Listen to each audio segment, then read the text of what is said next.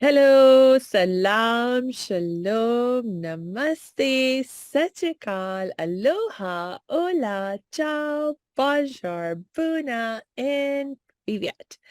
It's really, really good to be with you again, and we have a very cool guest today that I'm sure you will enjoy very much listening from. It's Emily Dawn, who is a growth strategist and Limitless Leaders Marketing Agency founder. Welcome, Emily. Thank you so much for having me. I'm so looking forward to discussing today's topic of organic marketing on Facebook. And yeah, I hope your audience can gain value from today's session. Ooh, yes. I'm so looking forward to our conversation on this as well. And before we dig into the very specific topic, will you just tell us a little bit more about who you are and what you do? Sure. So as you so nicely said, I'm a growth and lead generation strategist and agency founder. And my agency's focus and specialty is done for you Facebook group growth and lead generation.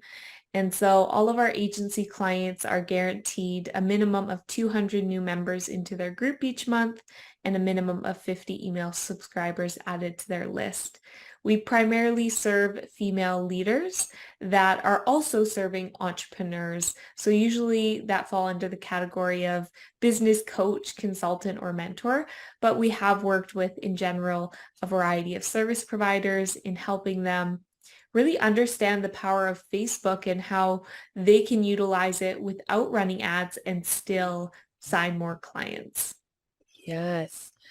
Oh my gosh.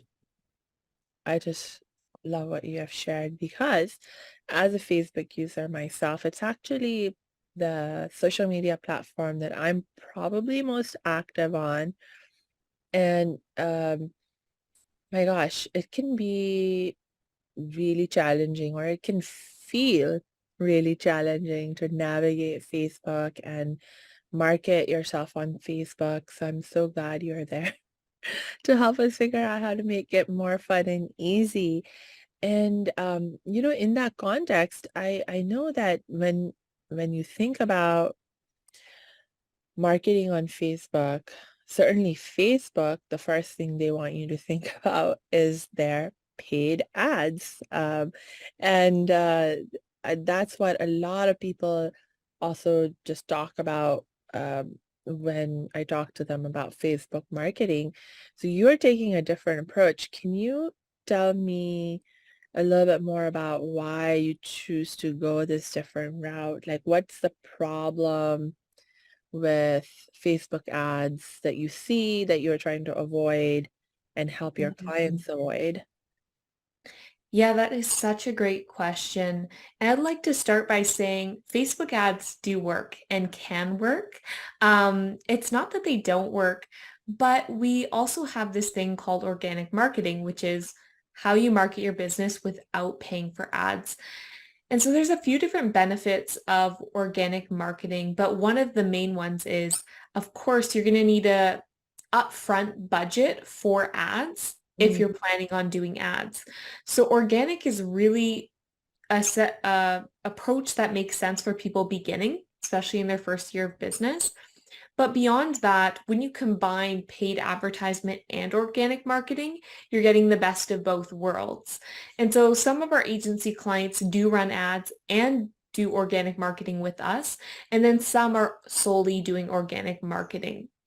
The same reason an ad can not produce you clients is the same kind of reason people grow a group and don't see results. And that is coming down to their nurturing and sales process. uh, So what happens is people do organic strategy and then say it doesn't work because they've focused on bringing people into their group, but then they don't have those next steps to warm up those leads. And people then do this same concept with ads. They put in money towards the ads, getting people to sign up for their masterclass or into their group or sign up for their webinar. And then if those people don't convert as soon as they enter the group or as soon as they attend that masterclass, those leads are then falling away. And so what they do is they continue to put more money into the ads. And so they fill the top of their funnel, but they don't have the process to nurture those leads to where these ads are effective or this Facebook group is effective. So if you're wondering, should I do ads or should I do organic? I would say organic is less financial risk because organic, you don't have to put out that upfront money. It's your time that you're putting out there. So both are great and both work for different reasons, but organic marketing is a really good option because you're connecting with people in a different way than an ad is. Right? Yeah. You're connecting one-to-one with people versus popping up a Facebook ad in front of them. Right, right. And I definitely take your point and appreciate your point about the paid ads are not a bad thing in and of themselves, but really the the fact that you have to know what you're doing in terms of having the right process and so forth set up. Mhm. And of course, also having the resources, the upfront funds required to do the ads. Oh, so interesting. Yeah. Okay. Okay. So, tell me more. Tell me more. Like, so when you're doing Facebook marketing, like organic, using organic means, you talked about, having a process and a funnel to nurture leads and relationships. So what does that actually look like? Hey, thanks for tuning into this episode. Hope you're getting value out of it. For your information, this episode has been sponsored by the Happiness 101 program. Are you a change maker, coach, trainer, or healer? Are chains of fear holding you back from making the impact and income you desire? Using a unique combination of positive psychology and the spiritual wisdom of our most effective change makers, the Happiness 101 program helps you break through your limiting beliefs and manifest the abundance and success you desire with fun and ease. Interested? Book a free Happiness 101 exploration call with me, your happiness expert, Samia Bano. Just use my online calendar link in the show notes. Now, back to the show. That's a really, really good question.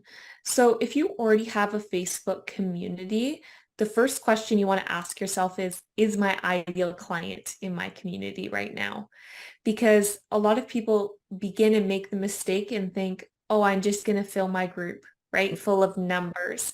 And so you can definitely fill your group so fast with random people, but random people aren't the right fit for your product or service. This is why we need a prospecting process. How are you going out and finding those ideal clients on Facebook to ensure that the foundation of your group is your target audience? So that's the first step. Evaluating, is right now your current Facebook community your ideal clients? If not, how are you going to change that? How are you going to bring ideal clients in? How are you going to filter out the people that aren't a good fit?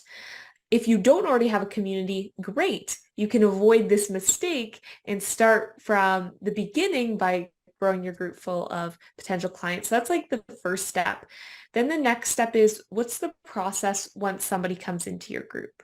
Mhm. How are you planning on nurturing your leads, right? Are you going to do lives, right? A weekly live? Are you going to produce content? Are you going to have one-to-one conversations? Do you tag them in the welcome post?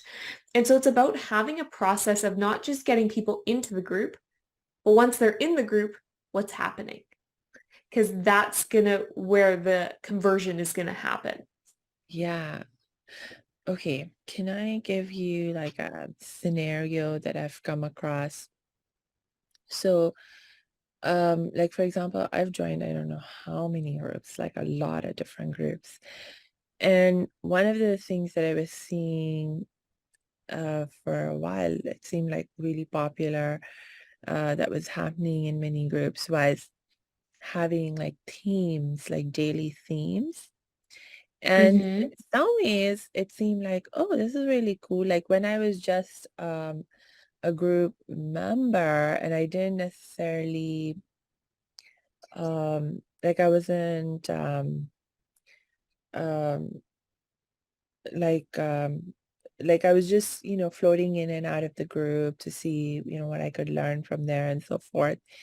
But I didn't necessarily think about engaging as such. That that variety of content, the daily themes, it felt like, oh, this is really fun and so forth. And it was fine. But when I started thinking about actually engaging in a particular group and they had these kinds of themes, I was like, wait, I'm thinking about this, but it doesn't fit with the theme of the day. And then when I have the when it's the day and I had forgotten about the thing that I wanted to post that fitted with the theme of the day. And so like for me, it started to feel a little bit complicated to Mm-hmm. engage in those groups. And so this is just like one example of like a strategy I saw many people using to try and create engagement in a group. But like for me personally, it worked at one level, but it didn't work at another level. So like, do you have any recommendations on, I guess, well, I might answer my own question if I keep rambling on this. So I won't, and I will just ask you the question in terms of like, do you have any suggestions in terms of how to best create engagement in a group? Mm-hmm. Oh my goodness, it's such a loaded but great question. And I loved your example because I actually haven't talked much about this. Not many people have asked me about these themed like days in groups. So here's my take on it. I like to have communities open to helping my ideal client in whatever they're needing help with at the moment. Mhm. And so if it's not categorized, let's say you only talk about mindfulness practices on Mondays. And if somebody in my audience has a strategy related question, I don't want them holding back because they're like, "Oh, this isn't a mindset related question." So I don't want to limit the opportunity my client has to get the support they need in the moment on that day. That being said, I think having some sort of themed posts are great. So this is what we call a thread post. And so it's a dedicated post that the admin would put out. And under that, the comment section would be in that theme. So for example, in my community, we do have Mindset Monday. And so they don't have to post outside of that thread, outside of the comment section, mindset wise, they can if they want. And we have Friday follow. So they're not posting their promotion in my group on their own, but it's under the comment section. So this is a way to encourage engagement, but not, I guess you could say, filter out what people may be needing at the moment. And then when it comes to increasing engagement in your Facebook group, there are a few different ways that you can do this, but a lot of people like talking about themselves. So when it comes to engagement boosting posts, it's really those simple questions that your ideal client would want to answer or Mhm. give them the opportunity. Like if you're a business coach and you have a Facebook group, you can give people the opportunity to talk about their business. They're going to take it. So those posts are going to get engagement. Let's say like a mother's group, a great one is to ask questions like, how many kids do you have? Or how old were you when you had your first child? Or are you an empty nester? Or any parents in here with high school kids? Like anything like that, it's going to get engagement because people love talking about their families, especially like mothers like to find this like matching. They're like, I I was this too, or when's your birthday, or things like that. It's the simple little things that increase the engagement. That being said, engagement boosting posts are not the same thing as lead generating posts. So Mm. some people are thinking, oh, I'm going to put out these engagement boosting posts and this is going to generate me leads. But that's not the purpose. The purpose is to boost engagement. So know behind the kind of post, and then it will make sense in your marketing strategy. Can you give me an example of a lead, what was the term you used? Lead boosting or lead generating? Lead generating Generating post. post. So, I mean, any post where you have a direct or indirect call to action Mm, for a free or paid offer, I would consider a lead generating post.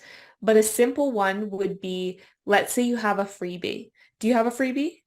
I I do actually. I guess it's a freebie. Like I have this podcast, and so we post our links for and invite people to listen to our podcast episodes on Facebook.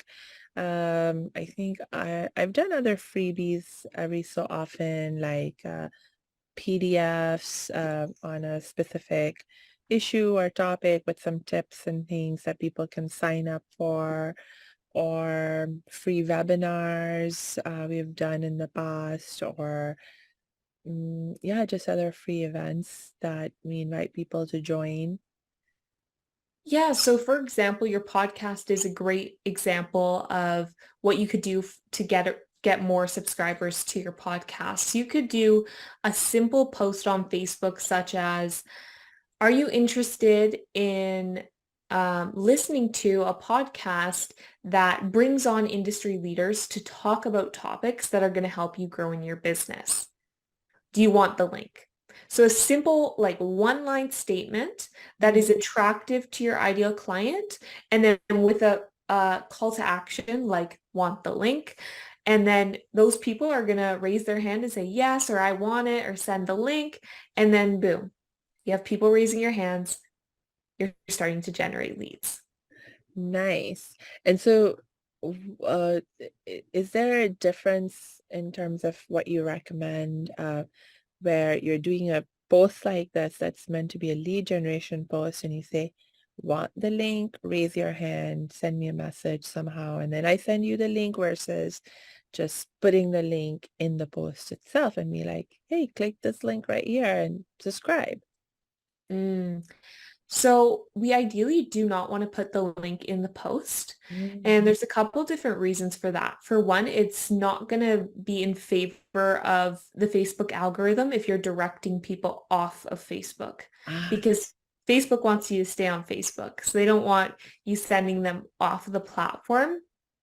So that's one reason. But another reason it's preferable for people to comment or do some sort of interaction with the post is because it's going to boost the post. And that means more people are going to see it. And so it can begin to get this train. And that's why people call it a ladder post, where people say me. And then because somebody has commented, it's pushed out to more people. And then somebody else comments and it's pushed out. And so it's getting seen by more people. Therefore, you're getting more leads usually from that post. I see. I see. So actually, I'm starting to see that the why the engagement piece is so important, because it actually helps promote the visibility of your posts as well. Exactly. Mm. So even if you're doing an engagement boosting post that the purpose isn't to generate leads, it's then when you post your next post, that post is going to have better reach. Aha. Wow, Mhm. this is so cool. Thank you for making that clarification. Okay, okay. So you were telling us about the process, and I think we went through the first couple of steps. Are there more steps to Yeah, so everybody's sales pipeline may be formatted a bit differently, but to bring it into a broad sense is you have three temperatures of leads or your audience, which is cold, warm, and hot. mm, And so a cold lead is somebody who is unaware of like you and your service, they haven't built the know, like, and trust factor with you yet. Warm is somebody who's in the process, right? Maybe they've watched a couple of your lives, see your content, they're aware of you, and they're also an ideal client, so they're interested. Then hot is somebody who's like, as soon as you put out an offer, they're ready to buy. They have built that know, like, and trust factor, and they're at the point where they're ready to invest. So when we think about those steps of somebody entering your group, your process, depending on your service, is going to look different. So for example, if somebody has a 3-day workshop, maybe your process starts out with getting those people that just entered your group into that 3-day workshop. Then they're on your email list. And now they're getting this sequence. Oh, and now they're encouraged to book a call. And so your specific sales process is going to look different depending on your industry and depending on your product, the way you serve, the price point. So there's not really a one size fits all. That's why it's important to get guidance, because if you're not sure, feels like you're just throwing things out there and hoping things stick. And that's going to take you a really long time. It's going to lack consistency in your business. So it's really important, I would say, to get mentorship, outsource some things, so that you know and you can feel confident in the process of taking somebody from not knowing who you are to becoming a paying client or customer. Yes. Oh man, and you just made me think about like another challenge that I've experienced myself, that like me, I love learning from experts and implementing what I'm learning rather than trying to figure things out all Mm-hmm. by myself. And I will say, especially in the early days of my business, I had been investing left and right into all these like different courses and products so I could, learn, because I was new to the business side of things. I didn't actually know anything about business before I decided to start my own. And one of the challenges that I found was that if I took a product, bought into a product that just had information and teaching, but no support that went along with it in terms of helping me figure out how I could actually customize what it was teaching to my case. It was like, even though I did my level best to uh, implement what I was learning in through that product, um, for some reason, a lot of times I would hit roadblocks that would seem not to work, and I couldn't Mm-hmm. figure out what was wrong and how to fix it. And I didn't, and I was like, oh, maybe for a while I was tempted to think, oh, maybe this just doesn't work. And I got fooled into buying something or investing in a product that Mm-hmm. just is not good. But I had this like very interesting experience where I had signed up for a course that was meant to be, okay, here you go, here's all the education of how you implement it. But that one came with the coach, with there was a coach, and they actually took some time and looked at what you did after you spent some time implementing their thing. And then they gave you feedback on how to maybe tweak or improve what you had done. And that made such a huge difference, because Yeah. when the coach stepped in and looked at the thing that I had done, and I thought I'd done a super good job of following their templates and everything. And their first comment was, Samia, you've overall done a good job, but you need to follow the template better. And I was like, what? But I followed the template pretty exactly. And then they started pointing out to me like all these different things that I had done that were actually deviations from the template.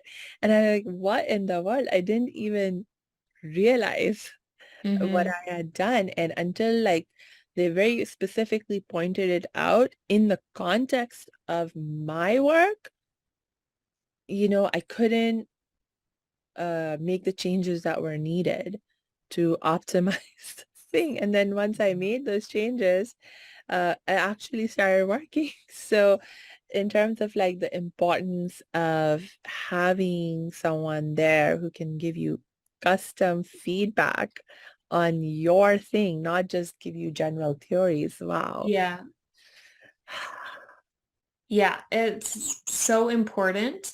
I believe there's so many amazing self-paced programs and courses out there, but a lot of people know if they know themselves, they know that they also need somebody there alongside them to make sure they're on that right path because so many people are stuck in, oh, is this the right decision? Should I do this? Is right, left? I'm not sure where to go. And so when we're in this indecision, it it gets us nowhere. We stay there because the longer we don't make decisions, the longer we are in the indecision. And what comes after decision is action. And so if we don't move past the decision, then we never get to the action, which means we don't reap the rewards from that action.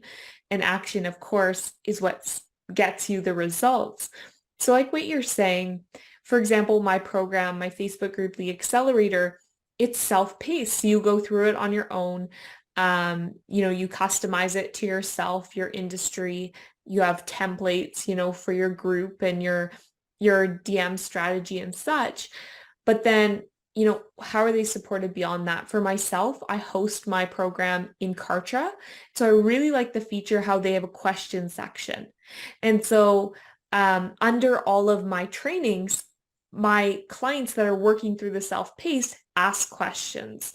And so they're getting that direct support, even though it's self-paced, even though it's not live coaching, we're on there. And then I also offer additional Voxer. And Voxer is like a one-to-one business consulting conversation with myself. So that way, if they're wanting that extra support, saying, hey, should I do this? Or could you have a quick look at this? They just hop on the call or the voice memo, and then they get that business consulting. Not only do I find Voxer very productive compared to one-to-one coaching calls, but it also allows people to stay on track and not wait week after week for a coaching call to make a decision because they can get daily support through the one-to-one chat. So that's also a great benefit that we have now. And I mean, there's so many programs and courses out there. It can be so overwhelming. But once you find a person that aligns with you and you're like, I like their coaching style or their delivery of their service, it's really about focusing and then dialing in on that. A lot of people go to so many different people and are working with so many different coaches, all these courses, all these lead magnets. And it's like they're trying to glue pieces of different puzzles together to make this one beautiful image. And they're left with a few missing pieces and some are falling apart. And so I find that if you find that person or you find those two maybe core coaches, maybe one mindset, business, and or three skill set related, um, and you execute, it's going to work for you when you're following a proven process. Yes, yes. And like like for example, when you are talking about a strategy like using organic Facebook marketing, using Facebook groups to grow your business, is there like a timeline you recommend in terms of commit to the strategy for at least this much time so that you can really begin to see results? Because that's like another problem I know I have fallen into, and both at the end, both in terms of as a client, where I've signed up for things and then not given enough time to things, but then also as as a coach myself, where I've had clients who sign up with me for things, but then don't put in enough time and energy, so then they're not able to see the results. And I'm like, no, Yeah. if only you would take a little bit more time on this. I know you'll be able to see results, or much more results or better results, you know. So, do you have any tips around that? That is such an interesting question. It's so important to be aware of the time frame, right? Because some strategies you should be seeing, growth or results sooner than others. Some it's going to take, a while depending.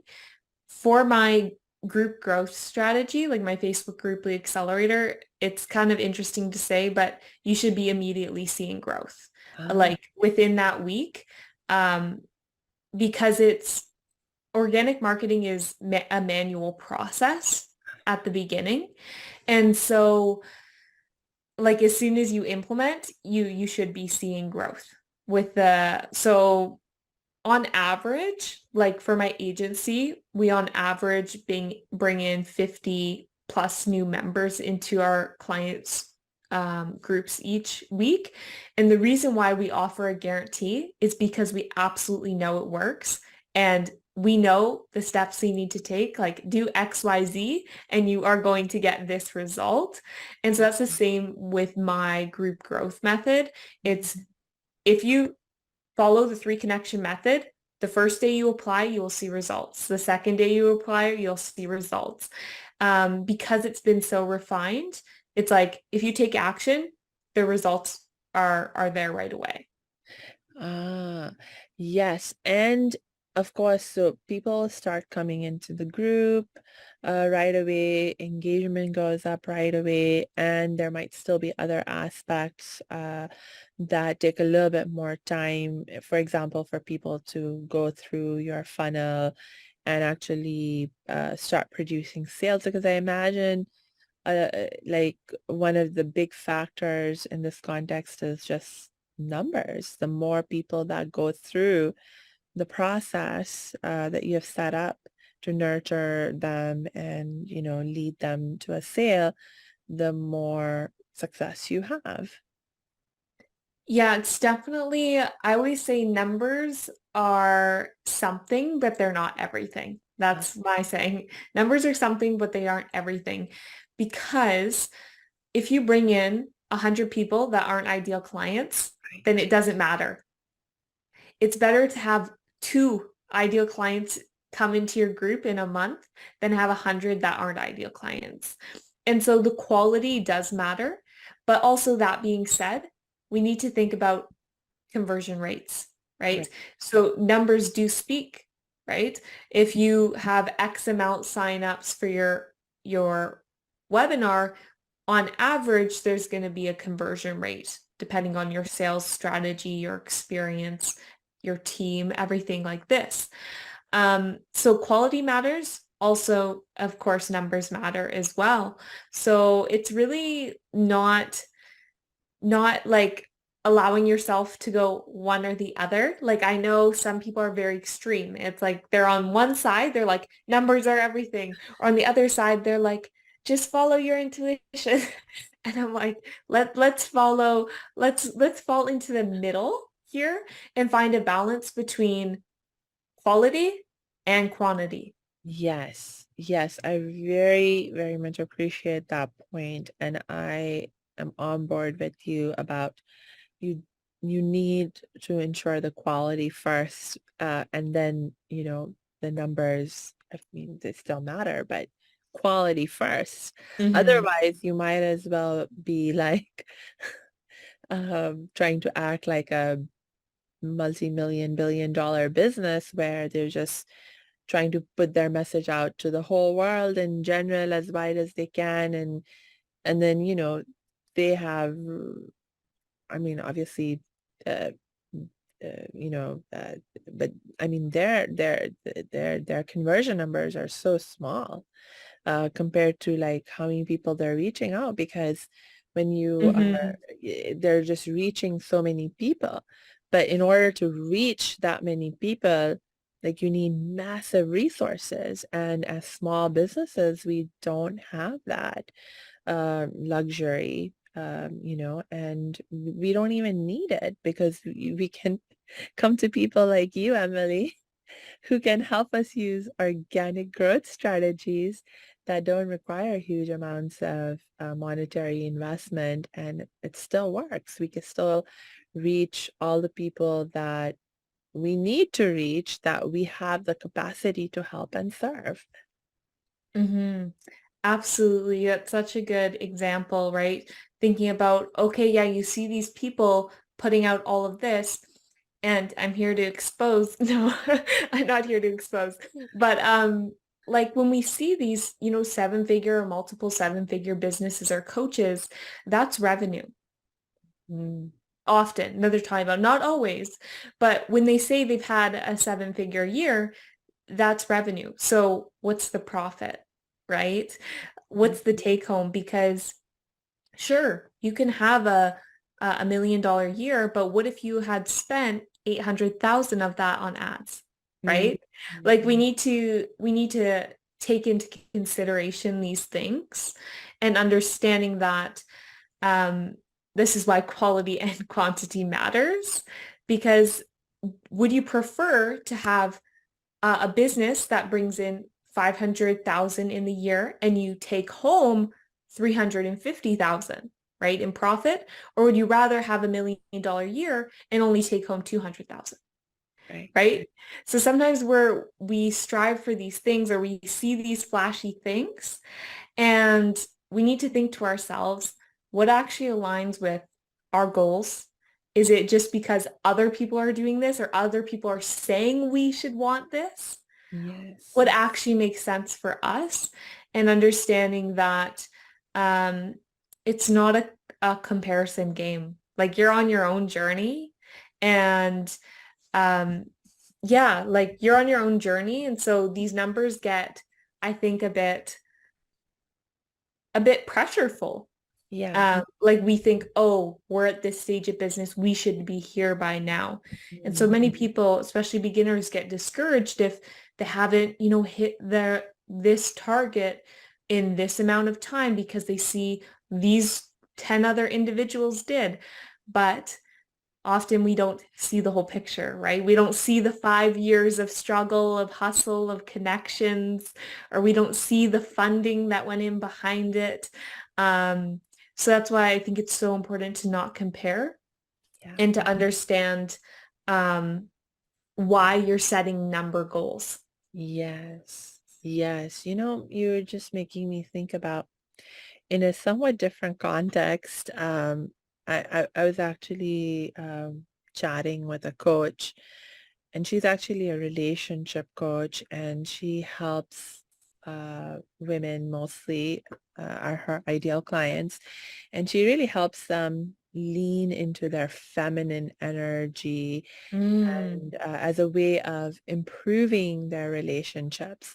And she talks about how, because I mean, we have a patriarchal culture. The dominant culture is patriarchal, and it devalues the feminine traits, and mm, it teaches us that, oh, if you want to be valued, if you want to be seen as successful or become successful, etc., you have to act like the men do.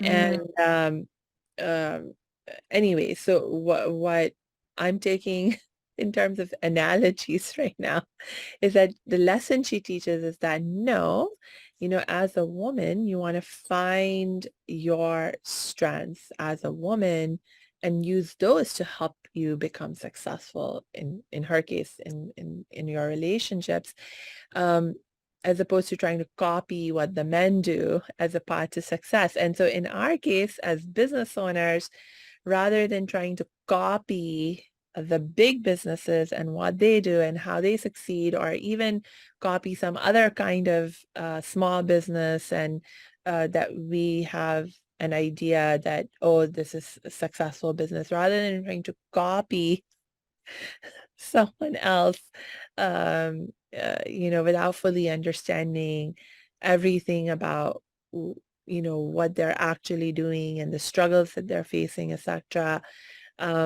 We should find our own path, lean into our own strengths that we have as small businesses or as new businesses if we are still relatively new, because I mean, like actually, can you highlight some advantages that the small business approach the approaches that you teach to small businesses and new business owners, the advantages, like you talked about this a little bit, but maybe if there's like another benefit that you can highlight that like that what you can achieve as a small business that maybe a big business can't even achieve, and they wish they Mm. could. Wow. That is such a good question.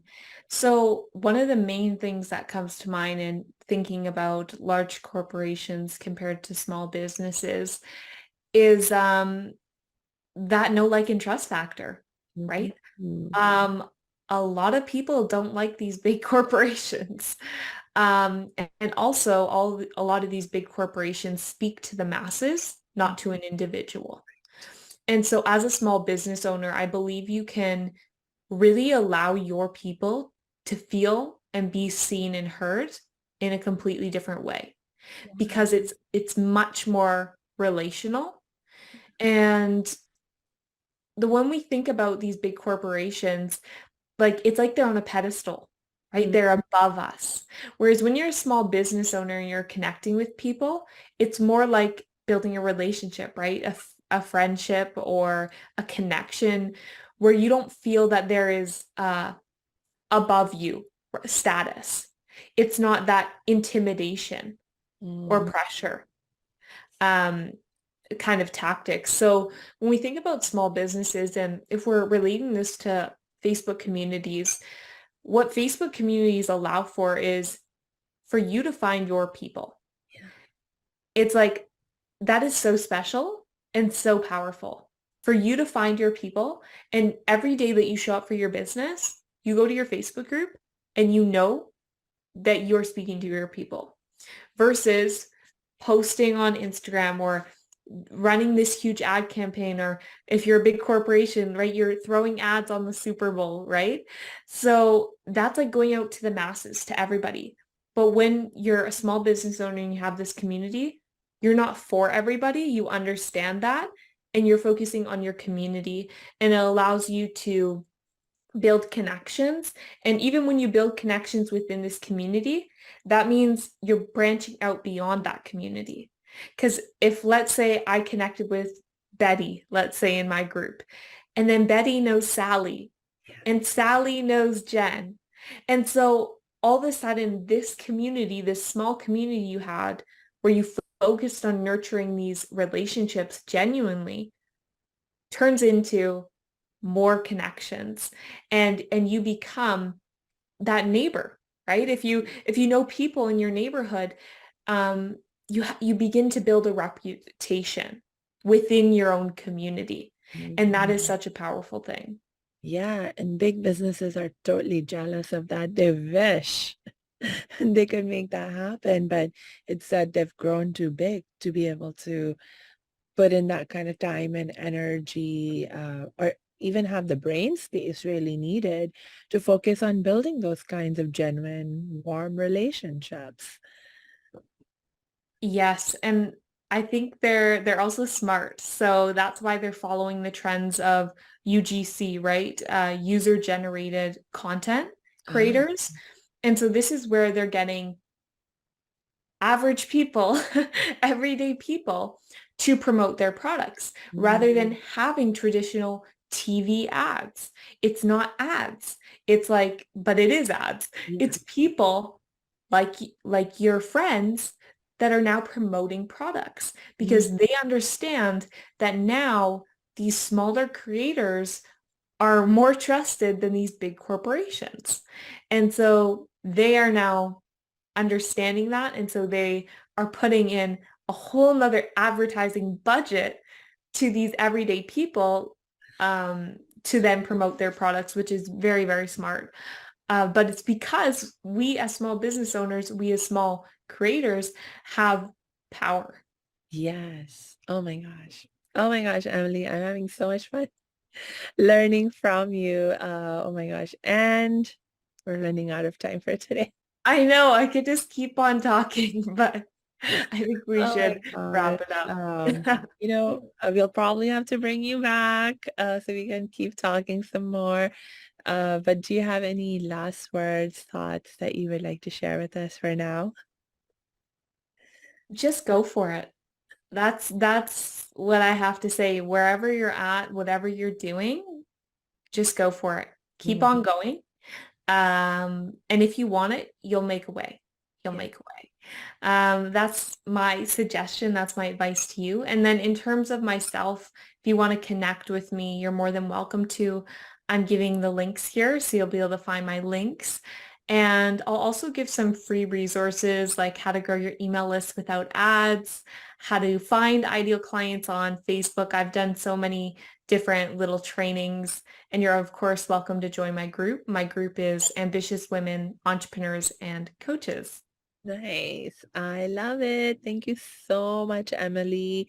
Really appreciate also your sharing the freebies. I know I will take benefit from that, and I'm sure our listeners will as well. So yes, everyone who's listening, please make sure you check those show notes and click on those links and connect with Emily and get some help and support. Don't struggle with this on your own.